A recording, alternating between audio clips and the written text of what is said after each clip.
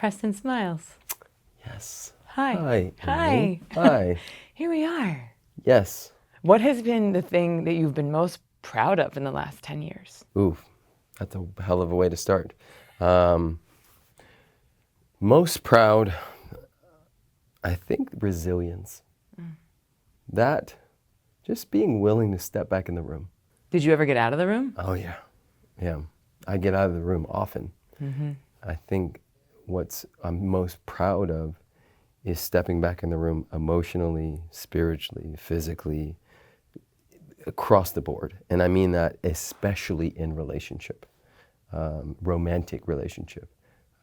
Marriage and relationships can be very challenging, especially if your wounds sort of perfectly mirror the things that, the Dharma we came here to work through. And Alexi and I definitely have some perfect matches in that way. And there's been some things that just didn't work. And I wasn't brave enough and didn't have the conscious awareness to enter them in a healthy way. And so we've clashed and things have come up over these 10 years, especially, I don't know if you know this, but statistically, within the first year of having a child, most couples, married couples, 67% of couples get a divorce within the first year of having a baby. I did. I got a divorce and my son was of a year and a half or two. Yeah. Yeah. Yeah. Mm-hmm. And so, and we've done that, we have four times. kids. Yes. You've had four opportunities every time to get out of the this ring. beautiful bomb just gets dropped in the family and we're like, rah, rah. And I hear it's exponential, that like two kids is not two, it's X to the second like degree, 30, and then the third yeah. is to the third degree, and then the Yes. fourth is to the 100th degree. Yes. It is pure pandemonium and chaos at my house all the time. And it's been the greatest teacher ever. And, when I met Alexi, I was making $36,000 a year. And this is not about money, but I want you to hear this. Within a year, because of her codes and how she showed up and her bigness and her consciousness and her work ethic, I went from $36,000 to $150,000. The very next year, I went from $150,000 to $300,000. Then the next year, I went from $300,000 to $6,000. And then I went from $6 to $1 million. And what's amazing about that is each step of the way, and we've continued to grow together, it wasn't just the money that was growing. It was my consciousness, it was my paradigm, it was my understanding of the laws of abundance. It was me working on, just her existence tapped into this primal part of me that said, I'm here to serve humanity, but I'm also here to provide for this woman. And this is a woman I want to have children with. And so for many years, 2016, 2017, I had $500,000 in my account. And I was driving a beat up Prius and living in a tiny apartment. No one would have ever known, but what I was doing is I was setting up for a family. I was 10 years down the road. I was being proactive about the type of life that I wanted to cultivate. And all of that came just by her showing up in my space. So you saying that like you had this abundance, you were sort of making this nest egg to create this family because of her, or you were doing that even before her? I was not doing it before her. She was a big, huge part of why the volume got turned up. Mm-hmm. And I think that's what's beautiful about relationships is when we're open to them, they're the greatest workshops that have ever existed, right? I was the most awesome person in the world doing ayahuasca and transcendental meditation and all the things, and then I met her and all my wounds came up. And I was like, but I'm supposed to be epic. What is this? Why am I jealous and angry and mad and sad and all the things? And she was introducing it, she stood for all the people that hurt me, for all of the traumas, all of it got worked out and is getting worked out in our relationship. And for me, one of the most important things in the world is how we feel from moment to moment. And, the true test of abundance is bringing unlimited thought to perceived limited situations. Ooh, I love that. Bringing unlimited thought to perceived limited situations. Mm-hmm. Mm-hmm. Okay. And so she gave me that space. our magic, our beauty, our travel, our play, it's been so interesting and powerful. And again, when I met her, she had a consciousness of course, around business. She already owned a house in New York and all these things, and I had nothing. And I hacked her consciousness, her paradigm, her of course, and then took the baton and ran with it. And then found who I was inside of that, and it sort of brought all these beautiful things up, which, you know, we're going to have a conversation about the 7 inner laws of abundance. I would like to share them through story. They will show up, and I'll just say, that's one. That's one. Yeah. So I'm curious to know, like, if she had ostensibly more money or was making more money when you first got into the relationship, I know that a lot of times that can feel emasculating, that can feel castrating. A lot of women do go into that with a should or a shame. So like, how did she, sounds like there was a coronation of sorts, like you coronated yourself, right? Like you kinged yourself. I thought it was awesome. You were inspired, but was there any element of that that felt like belittling or no, you were just like, let me rise into this? You know, Alison Armstrong talks about this, that there's, you know, the guy who wants to build the castle and then invite the woman in, or the guy who wants to do it with her, right? And be inspired by her. And I clearly was one of those. I had a very strong Virgo mother, Alexi's Virgo, and really powerhouse sister who ran the show, and I was the youngest. And so my sensibilities towards the feminine were very different than, I guess, some men who grew up in different types of scenarios. For me, I had been doing so much work on myself prior to meeting her. That's what even created us finding each other, right? Birds of a feather flock together. And so I was vibrating in a particular frequency in certain areas that she was not. And she was vibrating in a particular frequency in certain areas that I was not. And I saw that and I went, yes, we are going to lift each other. We're going to hold this mirror up and we're going to do the work together. And we became this like 2-person system, this 2-person mastermind. And it blew up, and it continues to. And how much of your relationship dynamics do you bring to your coaching work? Like, do you work with couples ever specifically, or is it mostly individuals? No, everything is always about relating at some level. You know, our relationship to money, our relationship to family, our relationship to our partners. But for me, most people come to me because they're doing all the right stuff, and they don't feel alive. They're doing all the right stuff, but they can, you know, I have friends with private jets and all that kind of stuff, and I feel bigger than them. Not like a competition, but just like my energy body. I feel so abundant, I feel so alive, I feel so on purpose, I feel so tuned in, tapped in, and one of the principles that I live by is spirit can only do for me what it can do through me. And that's one of the inner laws of abundance. So spirit can only do for me what it can do through me, meaning I have to work on my vessel. Yes. I have to work on the size of my bandwidth. Yes, yes, because the universe, God, Buddha, Krishna, Allah, Jesus, Source, can only and always say yes. It does not have a mechanism called no. So the button is always yes. The question is what is my yes? Right? All of us have, like, I'll take this cardigan, for example. There are probably thousands of people listening right now with something on. And whatever they have on, this wasn't, of course, in their body. Right? Yeah. Of course I can get a cardigan. Of course I can wear a dress like this. Of course I can have a podcast studio like this, right? That was an of course that lived in your body. The game is to say, if I can do that here, what if I move the of course to there? Oof. Right? So when I pulled up, the guy who runs this, who's awesome. Matt, Soundshed Studios, thank you. He was like, oh, nice G-Wagon, right? And it's like, well, I didn't used to be an of course to a $200,000 car, but I played with it. It's like, well, what would happen if I decided that the G-Wagon was the same as the Detour Dino, the Ninja Turtle, and the cardigan? What's a Detour Dino? Oh, it's a bike that I had when I was 15. Okay. Yes. Okay. So whether it's a bike, a Ninja Turtle, a cardigan, a chair, all these materials exist. Right. Like, I need to have a chair. I deserve a chair. This is not extraneous. This is not extravagant. Even if it is. It's of course. It's an of course, because the materials, we don't get to take any of them with us.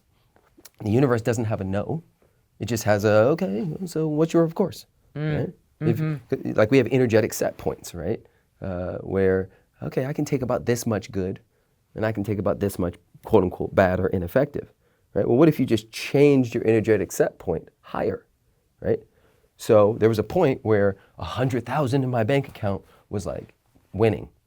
Now that wouldn't work for me. Yeah, that would right? make me feel anxiety. Yes, right? So I've changed the energetic set point. There was a point where $500,000 was like winning. I changed the energetics. I just keep changing it. And that's just with that. Yeah. The game is to say, where else? Because none of this takes from anyone else. It all is. And the isness, I'll say it differently. One of the principles that I understand is that the universe doesn't know the distinction between an ant and an elephant. They are both sentient beings. It's all God. They are both God, doing God things, right? And so whether I have a $5 latte or a $30 latte, it does not matter.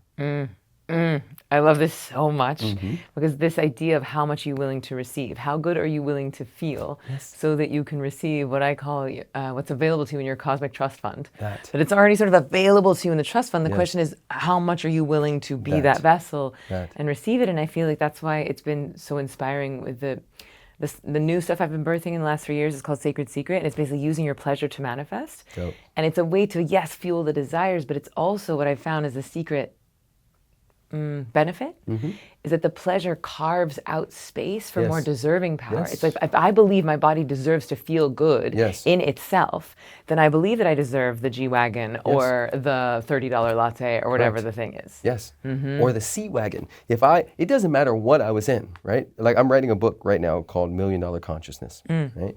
And what the premise of it is, when I was quote unquote broke, I was rich. When I had nothing, I had everything.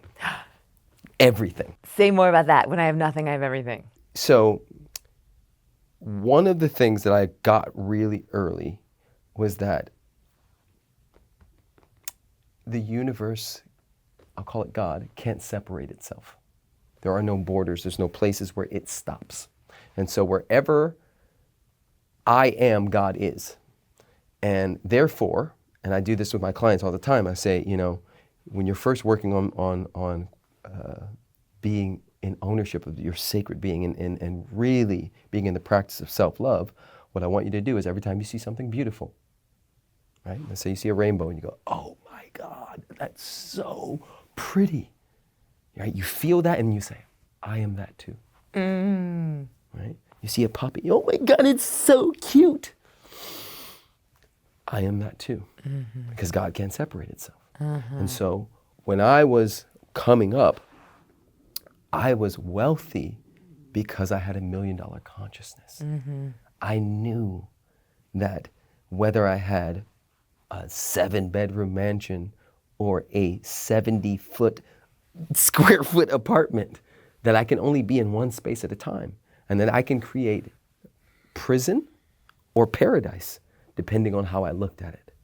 And so the game was to find paradise everywhere I went. The game was to see the face of God everywhere I went. The game was to give from the overflow everywhere I went. And one of the key distinctions in all of this, because people will say, oh my God, this sounds awesome, but I'm like, not ready, I'm not ready. And I reminded myself back then, ready is not a feeling, it's a decision. And so I decided that it was possible, and poof, because the universe is a yes button. That's number 2, by the way. The universe is a yes button. Universe is a yes button, and the decision must occur before the universe can meet the yes. It's already meeting. It's meeting every single yes that we've ever had. Everything that's occurring right now in all of our lives is the universe, the law, right? It's not luck, it's law. It's not personal, it's principle, right? The principle gives no shits. It just says yes, right? So I'll give you one more example. Yeah, great.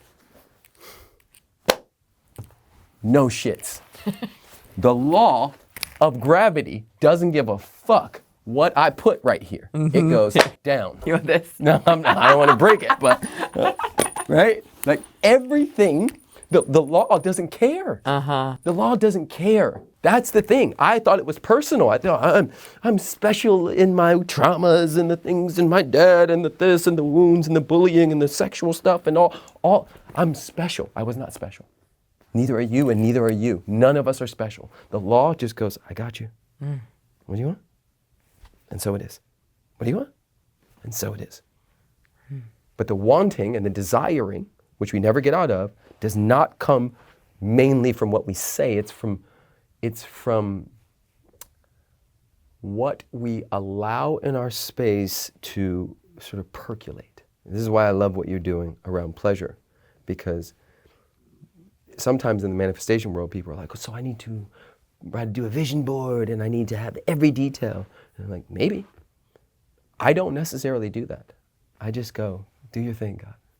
Do your thing. Let's use me. Yeah, I call it like per se. Yes. So you spend enough time investing in your consciousness bank account, and then you get to go to Per Se, which is like one of the fanciest restaurants in New York. Yes. You just show up, and like I don't even know if there's a menu, but like stuff, just like amazing things just start showing up to your table, more beautiful, more delicious, more creative than I ever could have conceived of. That. And it's like once you really start trusting nature, it's like that can start to show up. And then if we try to control it, oh, I'd like a Caesar salad with croutons on the side. Yes. The Per Se chef is gonna be like, get out of here with your Caesar salad. Correct. That. But we got to start, right? We got to start. You have Yes. $15 in your bank account. You're going to the diner. Yes. And that server is like working 3 jobs, Yes. is sleep deprived, and you got to be really deliberate. And what's beautiful about that too is how we get to Per Se is by being in the diner and finding the face of God. Oh, this crouton. Yes, Oh, exactly. This crouton tastes like heaven. Yes. Yeah, Yes. beautiful. In the Bible, they have the parable of the talents, and the parable of the talents essentially states that there was this master that went to his 3 servants, and he said, "Okay, I'm gonna give you 1 talent. Go do something with this. I'll be back in a month." He gave the other one 2. He said, "Go do something with it. I'll be back." The third one, he gave him 5. And he said, "Go do something. I'll be back." Well, he comes back and he talks to the first one. He said, "Hey, what'd you do with your talent?" And I said, "Man, I buried it. You only gave me 1. You gave them 2. You gave them 5. You only gave me 1. So I buried it. I hid it." And the master says something to the effect of like, "Okay, awesome. You didn't use yours. Now I'm going to take that one and give it to the one who doubled it, right?" And so you go to the second one. "Hey, what'd you do with your talents?" The guy said, "Well, master, you gave me 2. I turned it into 4. That's what I got." The master says, "Thou good and faithful servant. You've been faithful over few. I shall make thee ruler over many." I think that's the exact wording. "You've been faithful over few. I shall make thee ruler over many."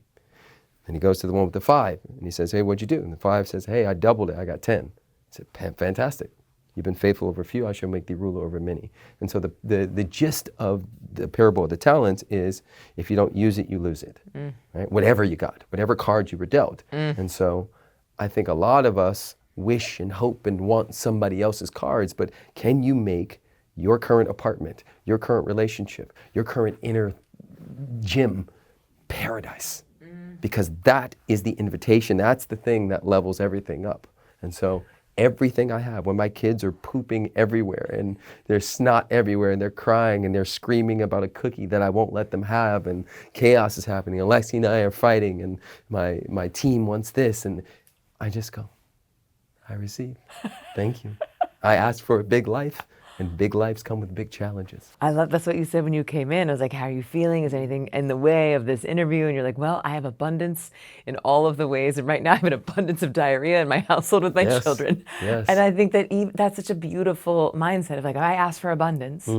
So there might be abundance in all areas. Correct. And can I see the blessing inside of that? That. And I love this story. I've never heard the story of the talents from the Bible, but the way I like to anthropomorphize God as it comes to relationship or manifesting is like a CEO, right? So like you're running a company and you give your social media manager like 3 assignments and they do it and then some. And they're like, oh, I did these 3 things and then I went and I strategized about how we could grow and grow our following and grow our reach. Oh, and I also saw this video that you did from a year ago and I turned it into clips.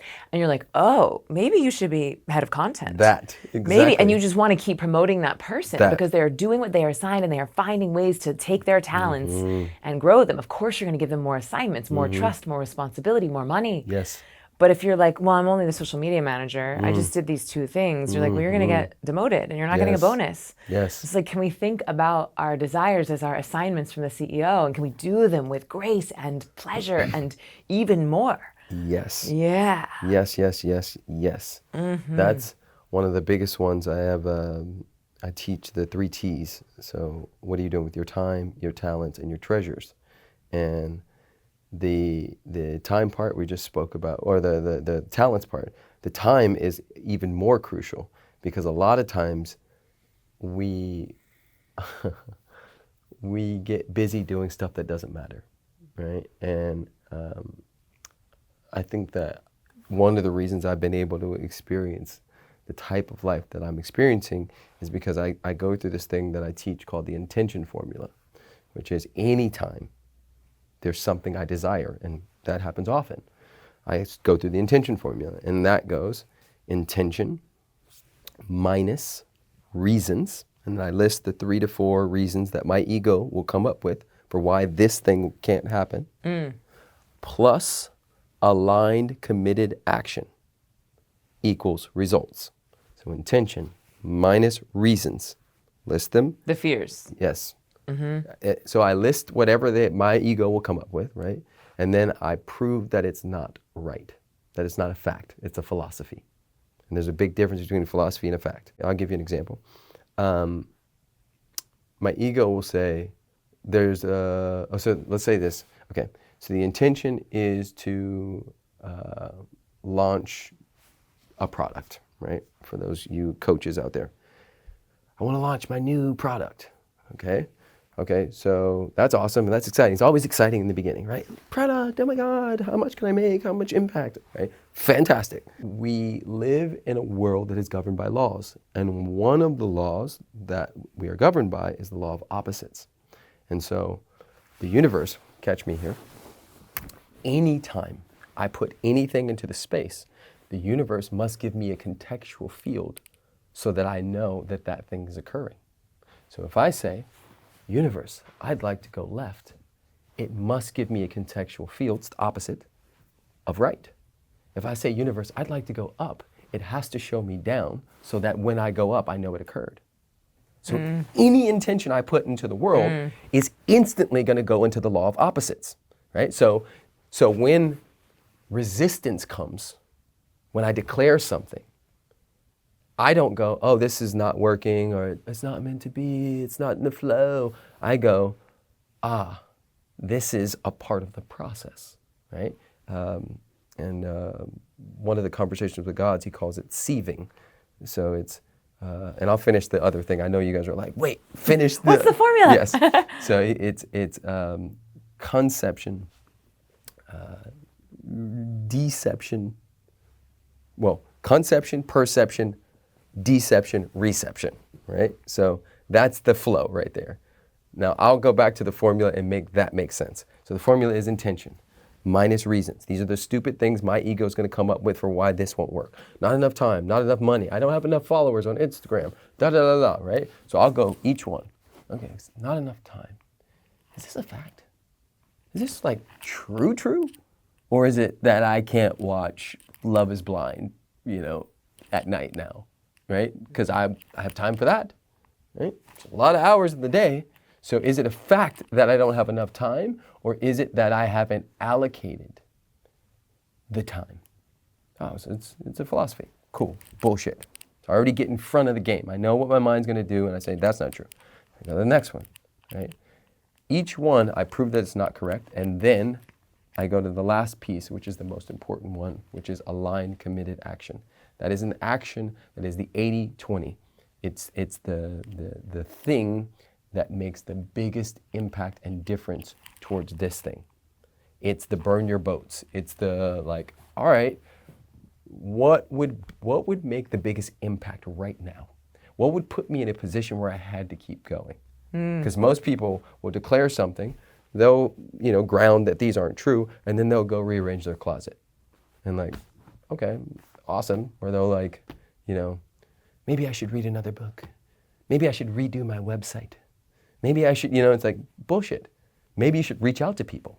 Maybe you should declare it on social media. Maybe you should hire someone. Maybe you should put $10,000 down on the house or the X, Y, and Z and position yourself, get leverage on yourself so that results happen. I didn't say good results. I didn't say amazing results, but results. I think that people like yourself, and I've literally from afar seen how willing you are to go into the work. I think that you're reaping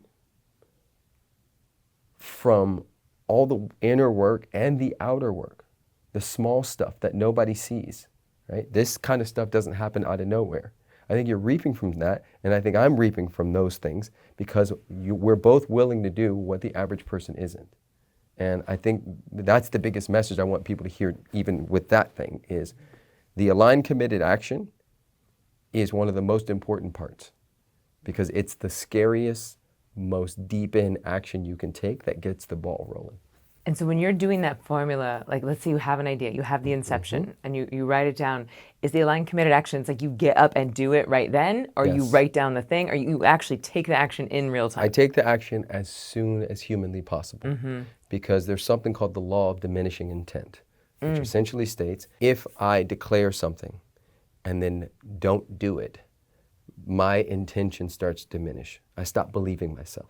Right? So I'm like, this is the year I make the money. This is the year I lose the weight. This is the year I get in best shape. And then 5 days in, a friend offers donuts and it rains and I'm like, oh, I can't go to the gym. And then we're right back, right? So after a while, our subconscious and conscious mind go, bullshit. So the aligned committed action must be immediate. And the craziest, best part about this is then you can just repeat the formula again. I can do it. I do that every day.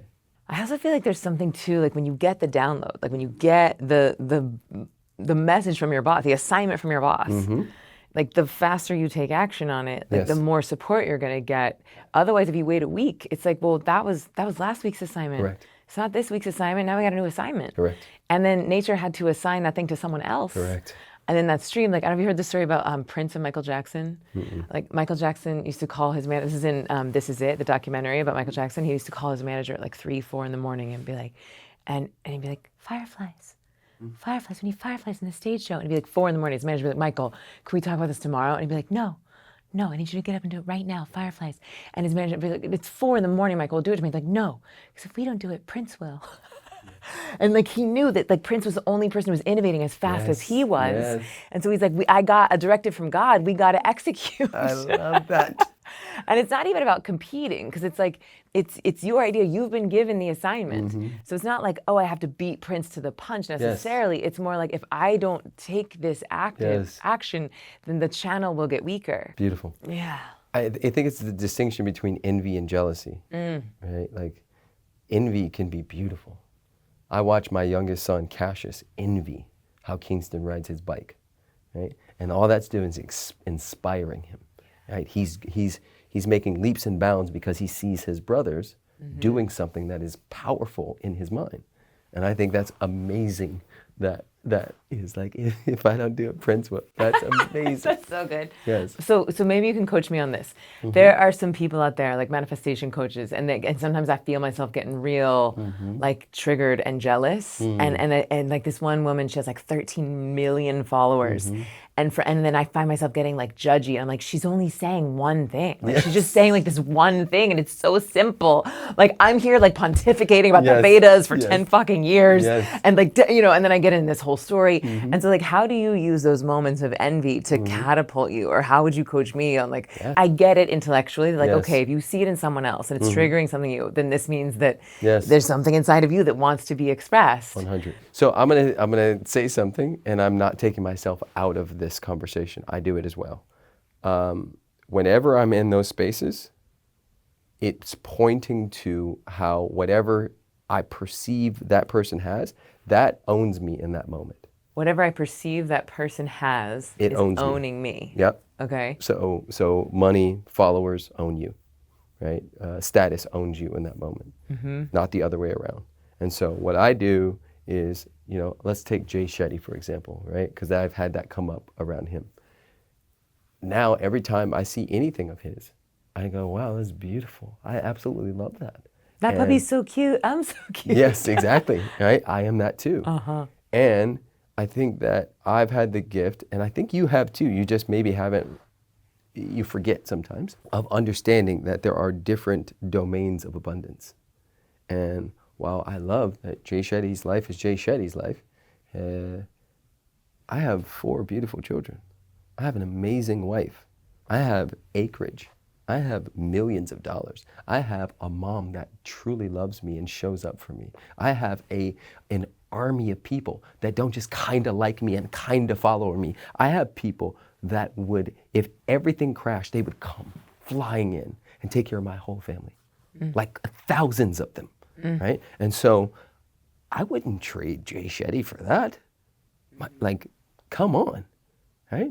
No hate towards people who don't have kids and all that stuff, but there's an abundance that I feel, even from a health perspective, right? I'll be 44 and I feel like I'm 24, right? Like I'm stronger, bigger, faster, sex is better, my everything is better. Like I wouldn't trade that, So when I find myself pointing and looking in their yard, I just go ahead and look back in my own yard and go, beautiful, I am that too. And I think for me, it's understanding that if you live long enough and you stay on the path, that I've seen people come and go, right? We really don't know what's going on behind the scenes. I've also been behind the scenes of really big influencers who look like and seems like they have it all, and they don't. They don't. They are slaves to the following, slaves to the all-American white dude thing that they sell or whatever the thing is, and they can't be themselves. They have to put this thing up right here, and everybody buys this, but back here they're dying. And I would never trade for that. There's no possible way. I am exactly like this, on and off the camera. I am exactly like this. True. People fucking hate me, people love me, people, all the things, but I love me. That's the main thing. I love me so much. I genuinely do, and I feel powerful, right? What was I listening to? It was something, we were talking about, like some people say oh, I got an entity, right? And I share that, even when I used to do ayahuasca, which I did twice a month for a year straight, twice a month. And Pre-kids? Yes, Okay. pre-kids. Any medicine I ever took, I could snap out of it in a second, no matter how deep I went. And people always would be like, how are you doing that? And it's because I've already pre-framed that I'm more powerful than the medicine. And I think that some people go into things and they give their power. They say, oh, it's the medicine, it's ayahuasca, it's mushrooms, it's money, it's this, it's my relationship, it's this. This is what makes me powerful. I'm like, no. Have you seen me? Have you seen me? And that's the energy. I'm like, are you fucking kidding me? There's not a medicine in the world that's more powerful than me. Even when I leave the body, I'll still be here. Right? So and the universe, God says, and so it is. I never get sick. And the universe says, and so it is. Right? I'm reversing age while not going against it, and no hate towards anybody who's trying to stay looking as young as possible. But I see the traps. I have friends, we're all aging at the same time, who are dyeing their beards and trying to stay looking like what society says is good. I have close friends. Alexi just did a social media thing about her implants. All of that is everybody's prerogative. I just know and see the trap for myself. I've seen it. I've watched. I've looked in that mirror and went, ooh. You want to play the game, or you want to keep these grays, right? Do you want to play the game, or do you? And that's self-love. And even if I chose to play the game, it wouldn't make me wrong or bad. And I'm not judging anybody who is, but like for real, there's so much in the power of recognizing that there is nowhere God isn't. Yeah, I feel like we're trying to avoid death because we don't feel proud of what we've accomplished. I think that our fear of aging is just us like being remorseful Yes. of the talents that we didn't make the most of. So we're trying to delay what is so far 100% death rate. Yes, everybody's going.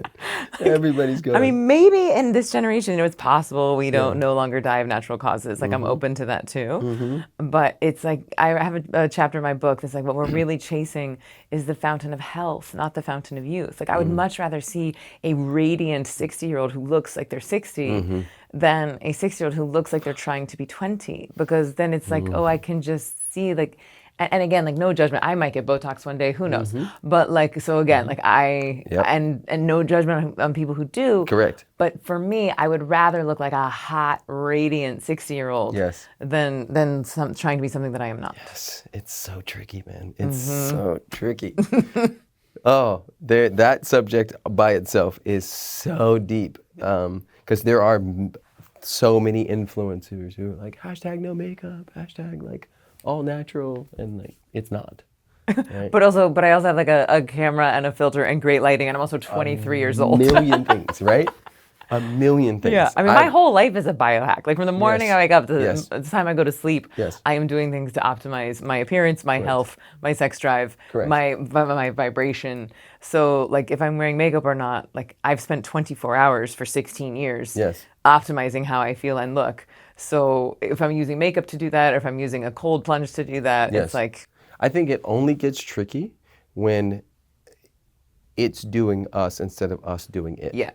So for instance, in our workshop, Bridge Experience, one of the days we have everybody come with none of the identifiers that make them their watches, their earrings, their makeup, their eyelashes, the stuff you attach to your hair, all that stuff. And you should see how uncomfortable some people are. It is one of the most powerful moments for them. And then we have them stripped down naked, and it's a whole thing.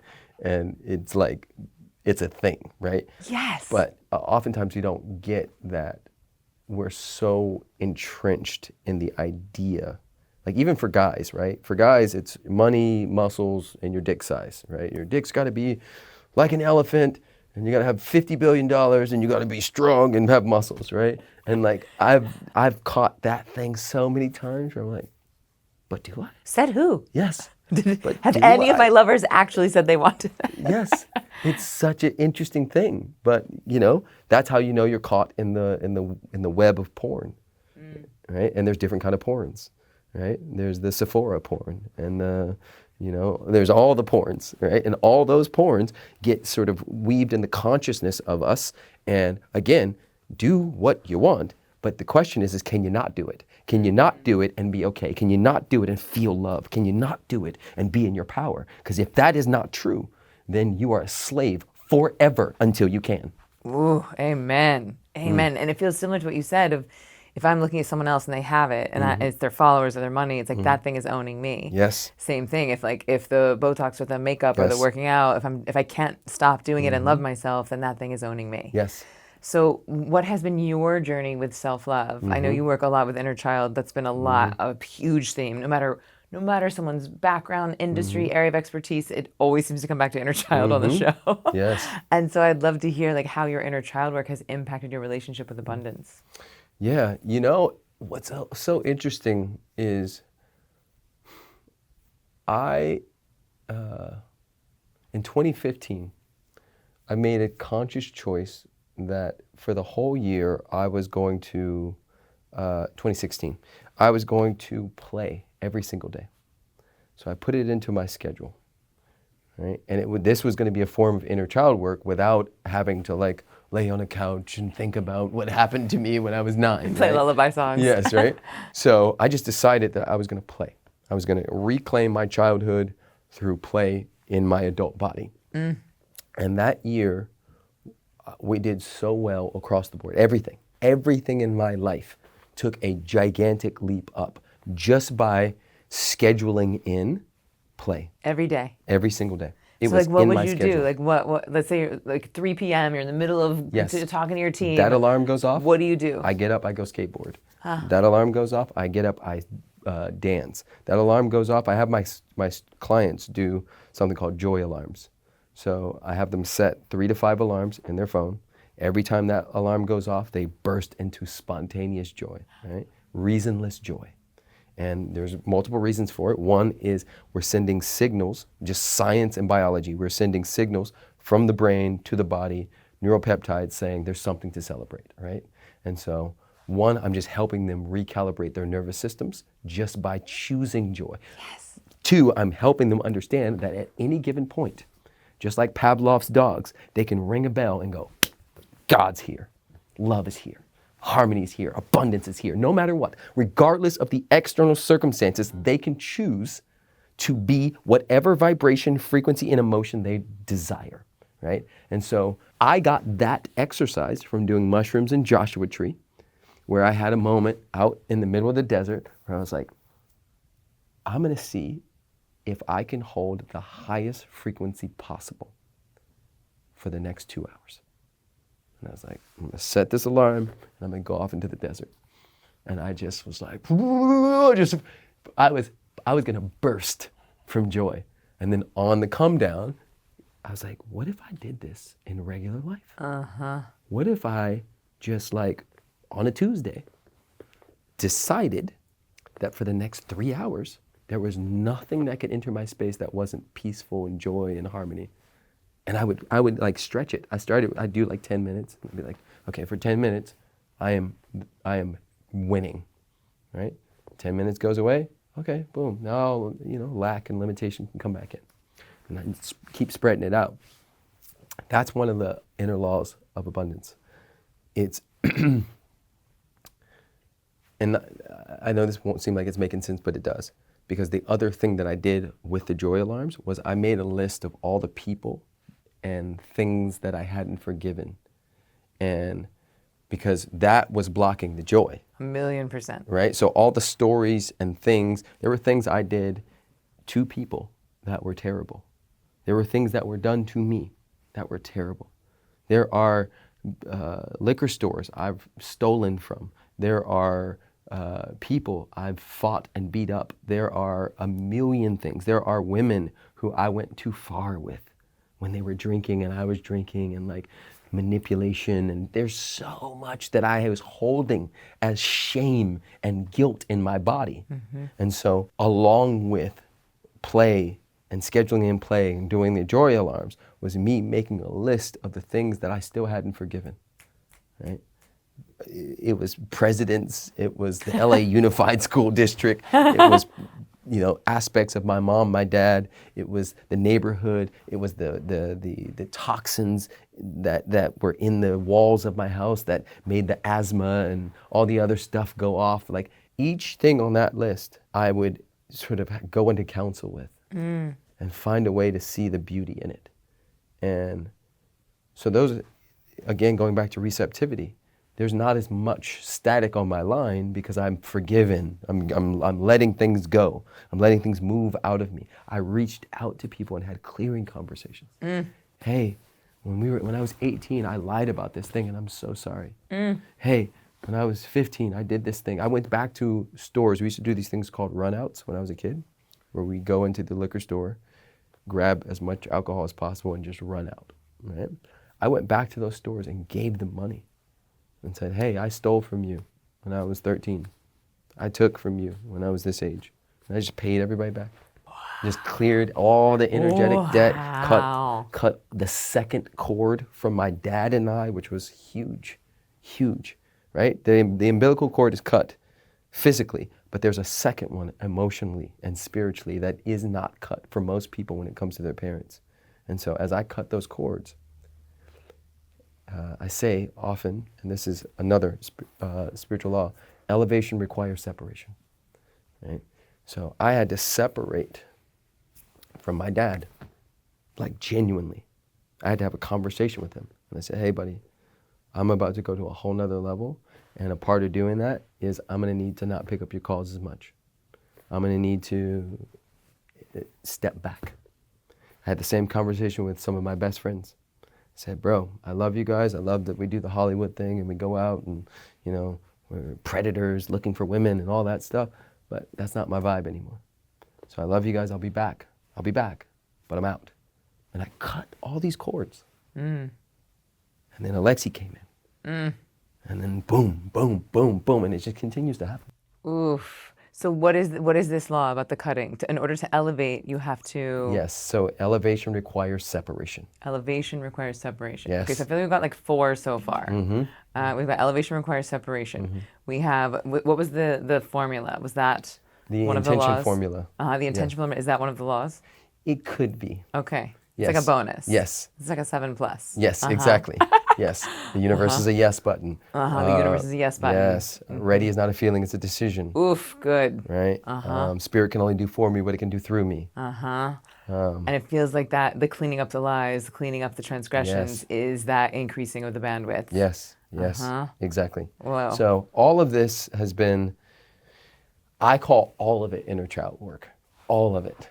Right? We're going back and we're cleaning up things. And the beautiful thing about the work of, because I have a program called the Abundance Reset. It's my like signature thing that I'm rolling with. And one of the biggest pieces that we try to let people understand is it's not just going to work for you, right? When I did that stuff and I continue to do that work, it elevated everyone in my life, right? I took my whole family and did like that. Even though you had cut the cords with your mom and dad, how did it elevate them if you had cut the cords with them? Because I was no longer in the contract. Yeah, you broke the spiritual contract. Yes, I was no longer little Preston. There was no way to enter. I can remember coming home for Christmas or Thanksgiving, and my mom didn't know how to be with me. Right? It's like she loved me so much, and I'd always been her baby. And now there was a man standing in this living room who she couldn't get to, right? And so we had to reconfigure our relationship so she could get to me. I had to open again, but in a different way, not as little Preston, not as her baby, but as somebody who's so grateful that she opened the portal and did the best she could to hold me. And so each of them, I lifted everybody by cutting the cord. Yeah, because then they have to rise to make a new contract. I was reading the autobiography of Malcolm X in college. I was getting my master's degree from Louisiana State University. And there was a line in there where Malcolm X says, you didn't choose your religion, you didn't choose your name, you didn't choose the language you speak, you didn't choose any of it. This was given to you by slave owners. And I was like, fuck, right? So I went to my mom and I said, hey, why are you Christian? She said, you can imagine, she was like, boy, what? How old are you at this time? I was 22. Okay. She said, what are you talking about? What are you asking me? I said, why are you Christian? She's like, well, because I am, because Jesus is our Lord and Savior and X, Y, and Z. And I said, okay. But like, where'd you get that? And she was like, well, Mama, right? My grandmother. Okay, well, where'd Mama get it? Well, Mamo. Okay, well, where'd Mama get it? Right? And we went maybe 5 more, and it was like slavery. And she was like, listen, just don't turn your back on Jesus. And I was like, I got you, Mom. Like Christ consciousness, I'm into. Yes, Jesus, let's go. Here right? for it. I'm here for it. And this religion no longer works for me, right? And so that was me cutting the cord, right? And it was uncomfortable for my whole family. Yeah. Right? Because now, is Preston going to hell? Is he going to hell? Right? And I'm like, fuck no. Like, I'm currently in heaven. Yes, I am there currently is no hell. Creating heaven. I am heaven. Right now. Yes. Right? And so, one by one, all of them stopped being Christians. Wait, really? Yeah. Wait, you reversed evangelized? What are they doing now? Like, They love Jesus. They love God. But they don't subscribe to a religion. Amen to loving Jesus and not subscribing to a doctrine. Right? But again, elevation requires separation. I had to separate to elevate. I had to remove myself and build a somatic body that could hold them and then some. But it had to hold me first.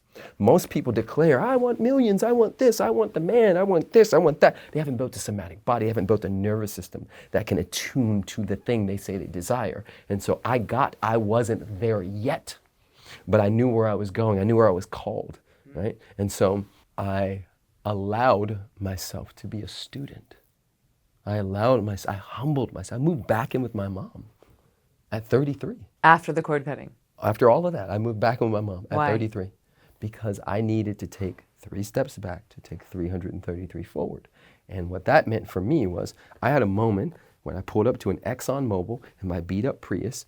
I was a surf instructor at the time, and I had $8 in my account. And I was like, I need gas, and I have $8.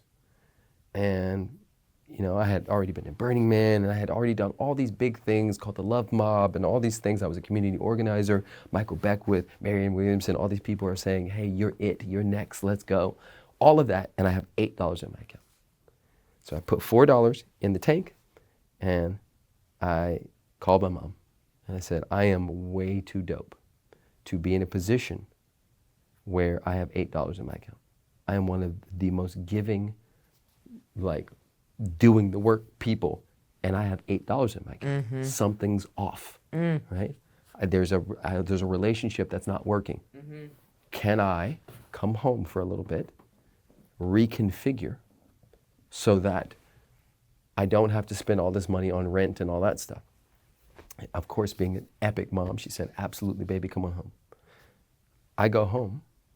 I use all the money I was using on rent and all the other stuff to buy my way into people's spaces. I didn't have a bunch of friends. I didn't have people in the self-development space. I was literally just sort of like figuring out how to do it. And one of the biggest pieces was the identity of the stupid kid. Because I was in special education, I graduated high school from special education, right? So from 8 years old to 17, I was a special needs kid. Who labeled you as that? Like, I feel like you can see your intellect from a million miles away. Exactly, right? This is one of the biggest wounds ever. And that's why I said Alexi and I are so perfect, because she was straight A student, valedictorian of everything. Yeah. And I was in the class with kids who were extremely autistic and like eating their boogers and making sounds and hitting their heads against walls. And you have to understand, as an 8-year-old, my brain wasn't developed enough to understand, oh, they tested me and I was genius level in all these and 1-year-old in these. And so they took the 1-year-old one and said, oh, he's not a good learner. Oh. And they put me in this class with 4 other kids, took me out of the class with my friends, right? Can you imagine the shame and the embarrassment of like, okay, so I'm a mistake, I'm dumb, I'm stupid, so all that was living in my consciousness. Oh, that breaks my heart. And talk about like the wolf you feed. Like, instead of feeding your genius, correct, they fed these areas that were unique or that learned in different ways. You know what's beautiful about this? My mom saw me on Impact Theory with Tom Billiam, and she watched the interview, and she called me, and she said, I'm sorry. Do you know how big that was?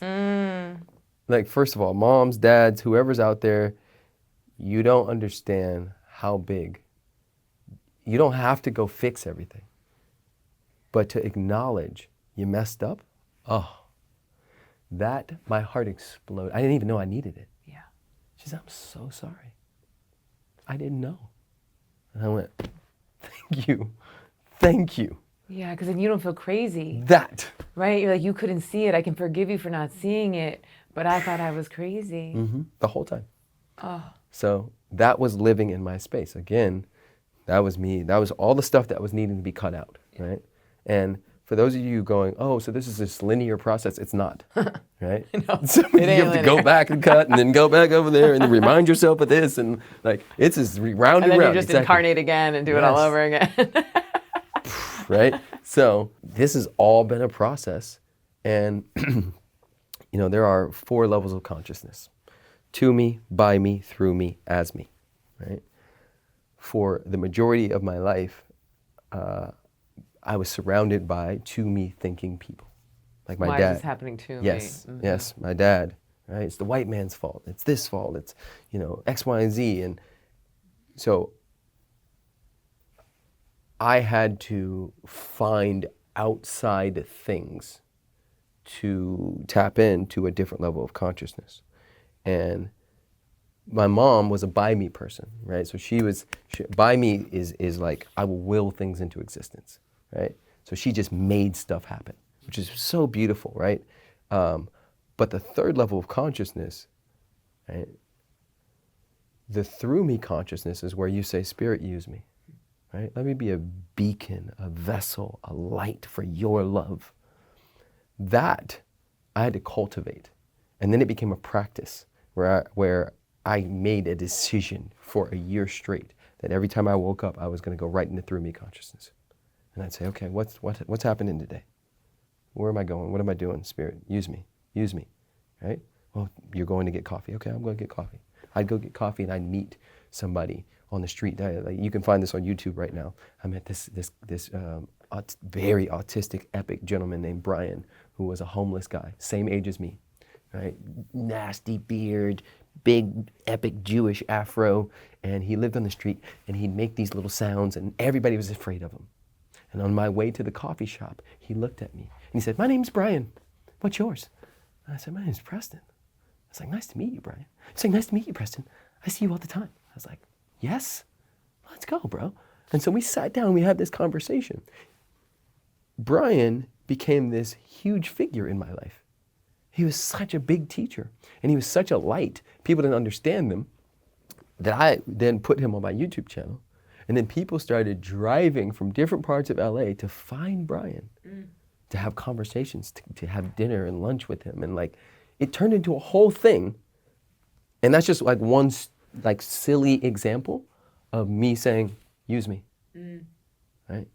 You got the wheel. Well, it's interesting. I wonder if your experiences in school of being around kids with neurodivergence and different ways of thinking, you're like, oh, I can identify with this, or there's a piece of me that's like this, or I can love. People are hard to hate up close, lean in. That Brene Brown quote. It's you get to know someone, you understand them. And so thank you for inspiring other people to get to know Brian. Yes. Yeah. That's a really big catch. And I love that you caught that. That's one of the biggest reasons in my mind. I created the Abundance Reset not for anybody could take it, but it's really for the people who were the underdogs. It's for the people who didn't grow up in a family where they taught you about assets and liabilities and the emotional intelligence and the laws of abundance and the secret and the attraction. It's for the people who didn't grow up like that. Did anyone grow up like that? You might have had the assets and liabilities, but if that parent's probably not teaching them the secret. True. Yes, at some level, true. But you've got all of that together, it sounds like. I put it all together, yeah. Alexi and I do it together. It's amazing. And it happens online, it happens in person? Yeah, it happens online. We do it live. So every couple months we do it, and it's absolutely beautiful. Cool. What have your kids taught you about abundance? They are... kids in general are the biggest teachers in the world, and what they've taught me is how to not hold things in my system, right? All of my kids, just this morning, they'll fight over the stupidest thing. It could be just like a pencil, and one of them picks it up, and the other one's like, I wanted that pencil. This is something the most valuable object on the planet. And then that one goes, right? And then the other one goes, ah! And then they're all screaming and crying and doing a thing. And then eventually I step in and say, hey, we are a family that shares, but Kingston had the pencil first. And I'm going to take it for now. And when our bodies are reset, I'm going to give it back to you, right? And so I'll take the pencil and and everybody's going crazy. Oh my God! And they're on the ground and they're snotting and they're doing the thing. And then literally, it could be just like a sound in the other part of the house, or somebody walking in, or one of the neighbor kids screaming in the background. Whatever it is, it could be Blippy on the TV. They'll just go, oh, and then done. They are back best friends. Nothing ever happened. There's no revenge in their body. They're not holding any of it. Yeah. They just flip and switch. They do it for swings.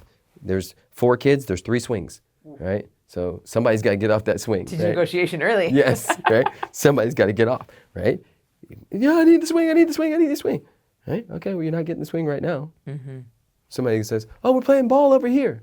Oh, okay. And then she's like, goes and skips over, and I'm like, that is awesome. Yeah, that's why in Sacred Secret, there's a component called emotional alchemy, where I just give people permission to like rage. We just put on music and we rage and we cry and then we sort of alchemize it with either bliss or turn on. And I always give people the model of like tap into your inner toddler. Look at a child. You give them Cheerios instead of Fruit Loops for breakfast, and they lose their effing minds. Yes. And then instantly it's like nothing ever happened. Yes. And we're trying to teach them to be more like us when really we need to be learning how to be more like them. We look at the news right now and the horror show that happens, and then we're not feeling that. We don't cry after we look at the news. We're like, I'm fine. I'm fine. How are you today? I'm fine. Yes. And we're not feeling it. And it just keeps getting, like, I think it was Christine Hassler came on the other day, and she said, we are paying the price of tens of thousands of years of unfelt feelings. Yes. So I was like, how do we learn from our children to feel these things, to express them fully, and then move into the new now? Yes, real talk, real talk. Yeah, it's so interesting because I also see the ways in which the imprint of Alexi and I and the imprint of the world starting to like layer onto them a little bit. And so that's our biggest work, is to continue to take that back off, right? And to take what off?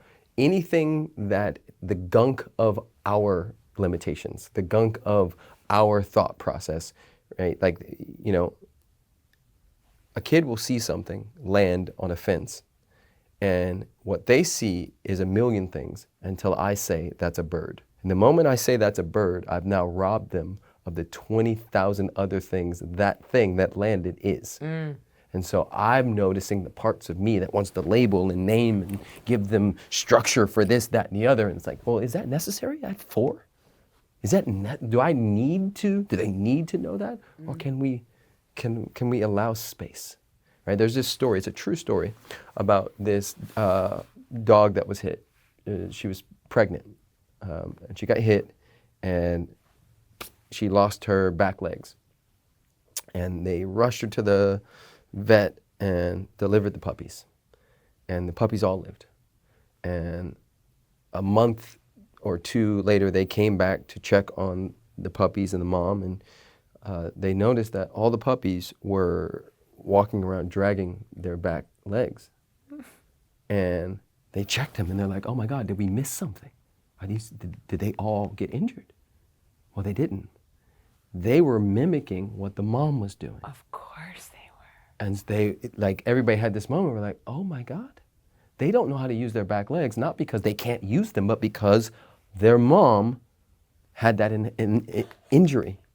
And so what's the emotional injury? What's the emotional back legs that all of us are bringing into our spaces? If ever there was an advertisement for doing self-development work, it is that. That, right? Because then you're going to transfer the of course. That. Of course my legs don't work. Of course my legs don't work. My mom's legs don't work. Let's go. That's why I expand the of course. That is why I do the work. Is so that is if there's going to be something that bleeds onto them, because it is, we are social beings, right? It's going to be the least amount of my dad's, his dad's, and his dad's stuff. It's going to be the least amount of my mom's, her mom's, and her mom's stuff. Right? I'll keep some of it because it's beautiful, but some of it doesn't belong to me. It doesn't belong to them. And so I will be the cycle breaker so they have a reset. Right? As much of one as they can get. Amen to breaking cycles. The ones we don't, that are not serving us. Correct. There's some beautiful ones that work and will continue, and there's a whole bunch of them that don't work and won't continue. And do you feel like doing that work of cleaning up your lies, cleaning up the transgressions, paying back the debts, do you, like, how much of a percentage, I'm sure it's a very big body of work of breaking the cycles, but what percentage of that cycle breaking was that particular assignment? Or is it ongoing? It is ongoing. There are, if we're really honest with ourselves, I lie all the time, right? We sat with this, a guy named Stan Tatkin who wrote the book Relationship RX. We went to get couples therapy with him, and he said, Alexi and Preston, let's start with this question. Do you believe in full transparency? Now, first of all, before I answer that question, let me ask it to you. Do you believe in full transparency? what does believe in mean? In relationship, do I practice? Yes. Full transparency. Yes. I mean, I think I know where you're going with this. So I don't want to get 2 steps ahead. So like in theory, yes, of course. But I also know that we're all liars. We're all lying all the time, including to ourselves. Correct. So could you ever really have full transparency with someone? Right? And for the sake of what? Right? So her answer was yes, just like you. My answer was no. Right? No, because for the sake of what? Right? Am I going to dump something into her space that just causes harm and pain so I get it off of me? Right? Like some things aren't even mine. So there's a collective consciousness. We're picking up stuff. There are images. There are things I saw from Terminator 2 and Rambo and Palestine that are living in my consciousness that I don't just get to dump on my kid's lap because they're there, right? There's discernment. And there is a place where it becomes withholding. And that's the tricky line that I'm always sitting with. And so the work is ongoing. Yeah. The work is ongoing. And here's what's amazing about the work. I believe it's separate from my abundance. The abundance is a birthright. The abundance is a yes no matter what. Whether I do the work or don't do the work, the abundance exists. How I experience the abundance is different based on the work that I do. Ooh, I love that. The abundance is, of course, that's coming regardless. My ability to enjoy that abundance is direct proportion to the work that I have done.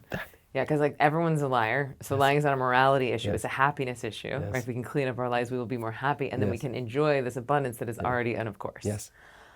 Okay. So I'm going to ask for some coaching. Are you willing to do some coaching for me? Yeah. Okay. And I think it might kick up the other laws. So I went through a divorce in 2020, and my ex-husband, he had more money than I did, but then I ended up making more money than him. But either way, it gave me this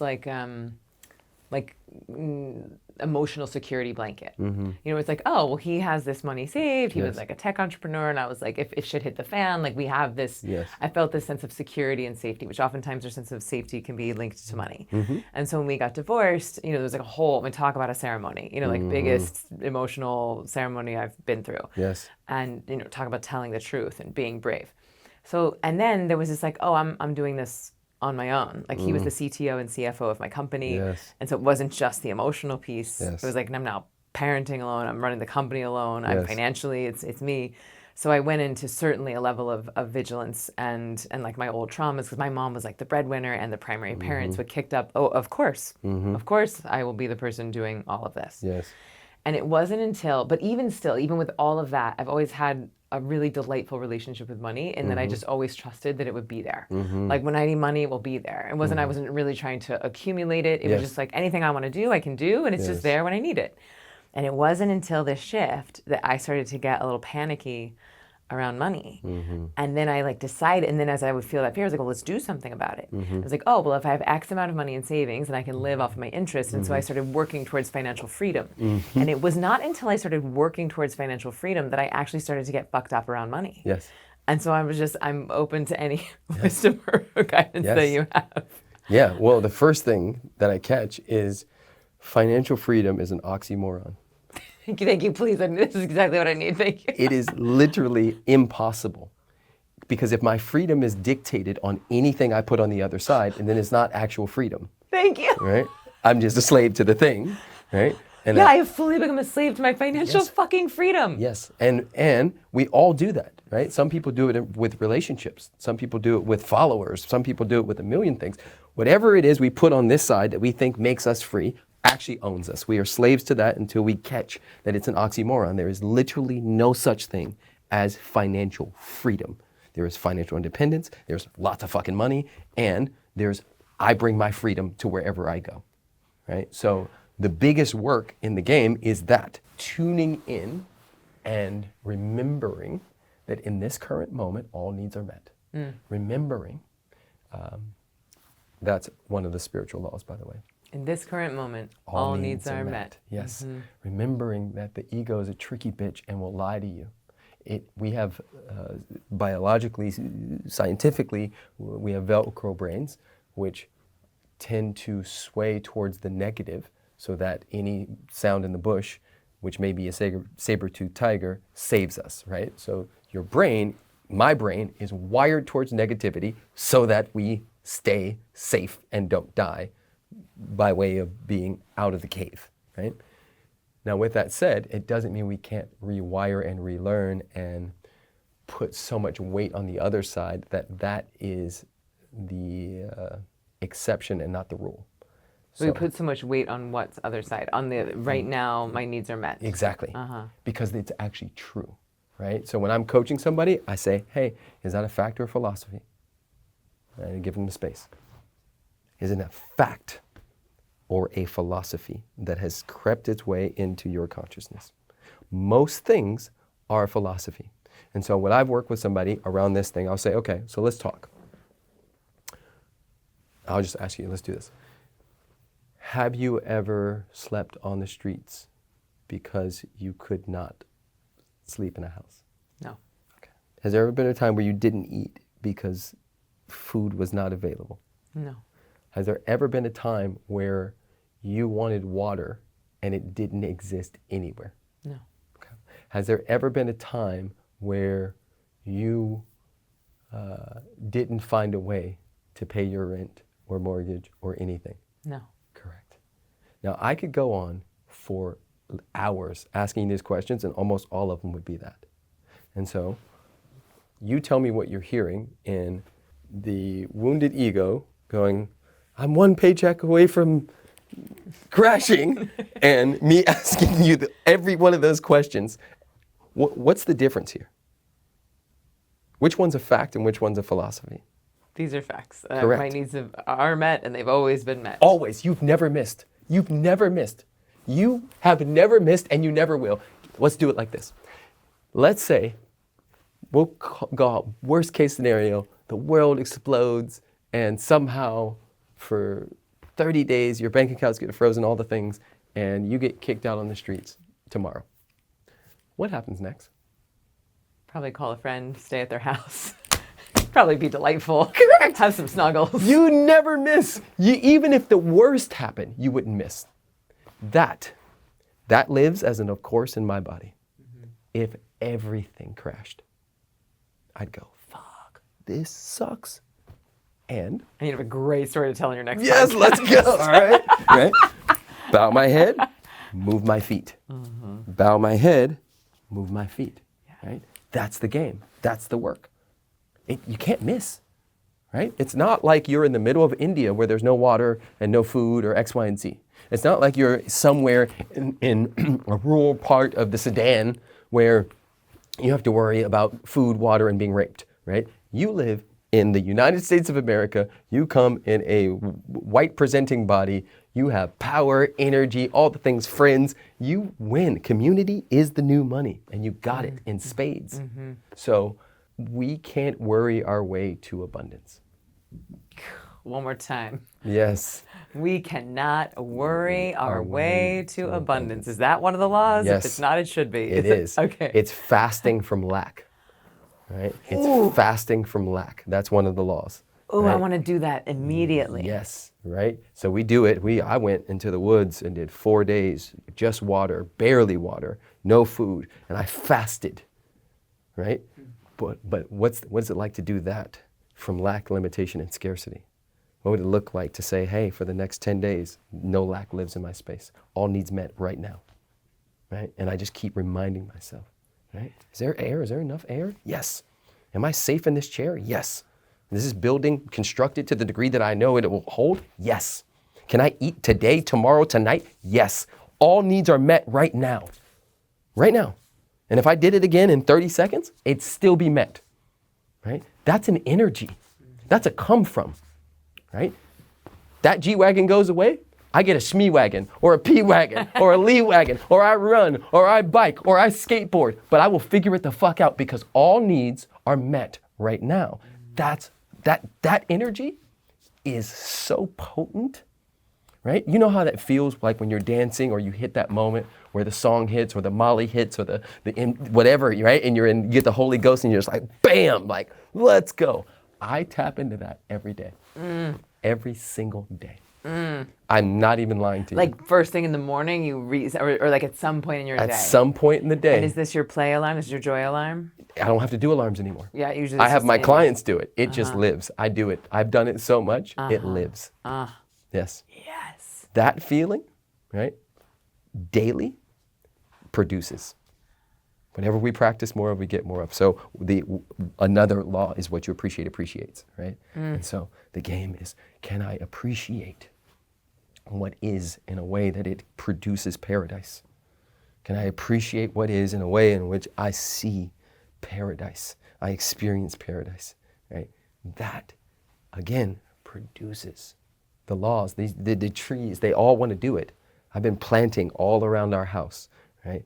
And it's not personal. Every time I put that one of those plants in the ground, the law says, let's go. This is what we do, right? The roots go, yeah, there we go. The germination, the worms, everybody comes. They say, this is law. This is law. This is law. This is law. It's not personal. It's principle. This is not luck. It's law. Every single time I put it in the ground, it does the same exact thing. And if it doesn't, it can be the right seed during the wrong season. Right? But it doesn't mean it's not possible. Oh, it's so good. It's so good. And because we say it is, and whether we say it, it's so good. That feeling, I could chew on it. I'm sure you can too. It's so good. I could just take the world from that space. From that appreciation. Yes. Oh my God, it's so good. Yeah, I like to say that like enthusiastic gratitude for what is the fastest way to enthusiastic gratitude for what is on the way. Getting high on your own supply. That. So to me, that means like breath work, pleasure practices. What does that mean for you, getting high on your own supply? So because I've chosen the path of daddy and husband, and all those children are under 5, I don't have as much space to do like ceremonies and all that stuff. Your whole life is a ceremony. Exactly. Right? It's like, right? You guys do school drop off and they're, dropping stuff all over their face and I need to change. And it's like a million things go every day. Every day, right? And someone takes their seatbelt off while I'm driving. I'm like, what the fuck are you doing, bro? Right? Sit down. Yes. Right? My whole life is like that, right? Yeah. So, and even at night, right? My wife and I are up, 3, 4, 5 times a night, going in there. Someone's having nightmares. Someone wants out. Someone wants to be in our bed. So, all that said, I make those my pleasure practices. So I do it in between. I do it as, I'll have a moment in the middle of the night. I'm doing this with one of my sons. Last night at 3 a.m., I took Cassius out of the crib, laid with him on the bed right next to it, and I'm rubbing him and just like taking care of him. I'm like, yes, God, thank you for this. Yeah. Right? And there's been sometimes where I resent it.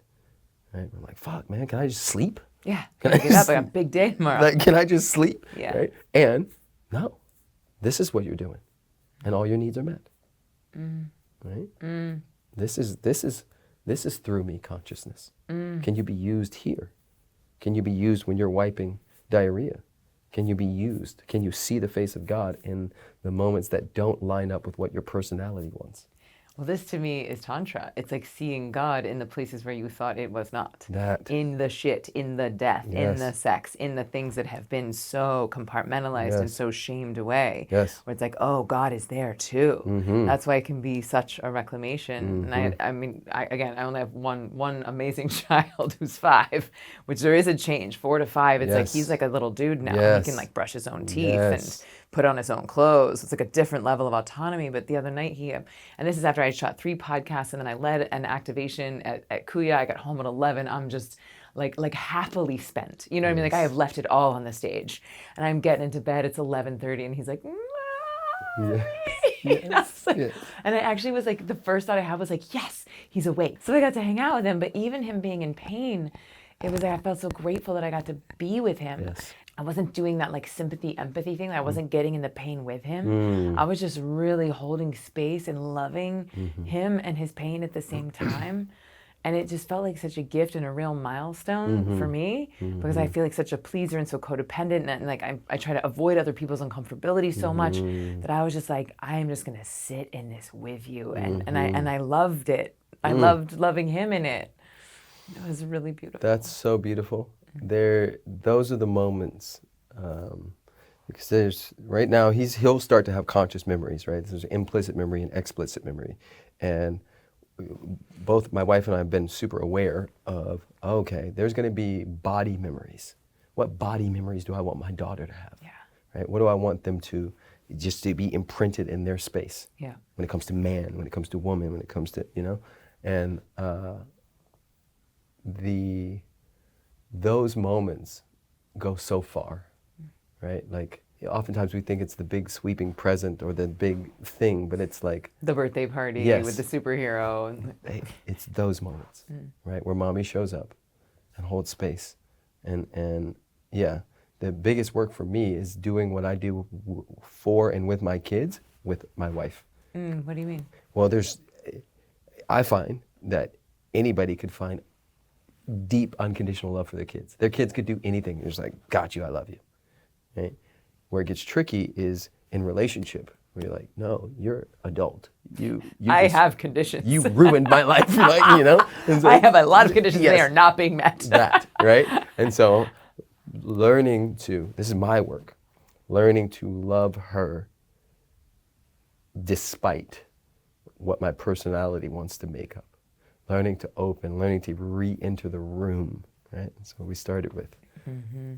When my personality doesn't want to. That's the biggest work. Yes, that's what you're saying. That's the thing you're most proud of in the last 10 years is getting back in the room, even when the personality wants to leave the building. Yeah. Amen. So, title of the show, why isn't everyone practicing the 7 inner laws of abundance? Why don't we all know this? Why aren't we practicing it? The short answer is it's easier to give our power away. It's easier to place blame than it is to take responsibility. For now. And so, in the near term. Yet, right? And we don't because we haven't had demonstrations. We haven't had as many. This is what I love about social media, is now we have a tool that we can use. I literally get messages every single day of people that are like, yo, sometimes I don't even listen to you. I just watch you. Like, it doesn't even matter what you're saying. It's the embodiment piece that's just reverberating through the screen. That's such a beautiful compliment. Yeah, and that happens often, where people are like, yo, it's all of it, but it's who you're being that's giving me permission. It's who you're being, it's how you're showing up, it's how you are with the materials, it's how you are in your life. They can feel the part of me that's leaning forward. Right? And it goes, yeah, right? And I think the more and more me's and you's that can show up and show it, and not just the sweet, pretty parts, but when we aren't feeling good, how do we navigate that? This is why I brought up many things in this podcast that my ego wouldn't want to bring up. But my soul is here to serve. And I serve by using me as a demonstration, me and my story and the things I work through. And so I think a big part of why people aren't practicing the inner laws of abundance is because they haven't had that many demonstrations. Yeah, you can't be it if you can't see it. So funny, I was talking to Matt, who runs the studio yesterday. We were driving to another podcast, and he said, "What do you think we're doing well at, as a species, as a civilization? What are we winning at? What should we be proud of?" And since like the 50s until now, and one of the first things that came to mind was fatherhood. It's like, I actually think that fathers are doing a great job. Obviously, this is a sweeping generalization, but if you look at fathers from like the 50s and 60s, to the level of hands-on fathers now, feels night and day. Markedly different. He said, what do you attribute that to? And I said, I think it might be social media. And I think, there's accounts like Fatherly and people like you, people who already had a following and people respected, but now are showing your life as a father, showing your life as a parent. And I think that goes a long way. If you're just seeing people in the boardroom or seeing people at the negotiation table or on the golf course, Yes. you don't get to see them being a parent. Correct. And like, oh, wait, Preston is putting time and energy into this because it's important to him. Yes. Yes. And then you get to model that. That. So big. So big. Modeling is huge.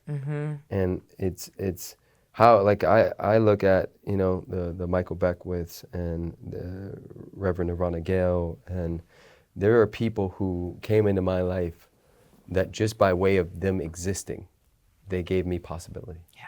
I went, oh, wait, I can be like that? Like my version of that? Yeah. Let's go. Yeah. I just didn't know it existed. You know? Yeah, Marie Forleo, Yes. Marianne Williamson, those people are like that for me. Yes. And I guess, like, where's the line then? Because there is, and I think as I'm getting more nuanced about the woman that I find triggering, it's not actually. Say her name. Why? I'll tell you afterwards. No. Especially with what I'm about to say. Okay. Is that I don't think it's about the money, and I don't think it's about the followers, because there is a level of course Yes. there. And the question I'm asking is, like, where is the line between like braggery, pompousness, is like that it becomes about the Yes. money and Yes. about the followers versus about the principles and the of courseness Yes. and the thing that manifested that to begin with. Here it is right here. The Buddha said, you will not be punished for your anger, but by it. And now I'm going to attach that to, if this is true about this person, they are already being punished by the come from. It looks like they're winning. They're not. They're already being punished by it, not for it. It's empty, Yeah. right? It's a bottomless pit that they have to keep scratching and getting more likes, more comments, more engagement, more, it's a drug. Ooh, I gotta get high again. That is the nastiest place to be.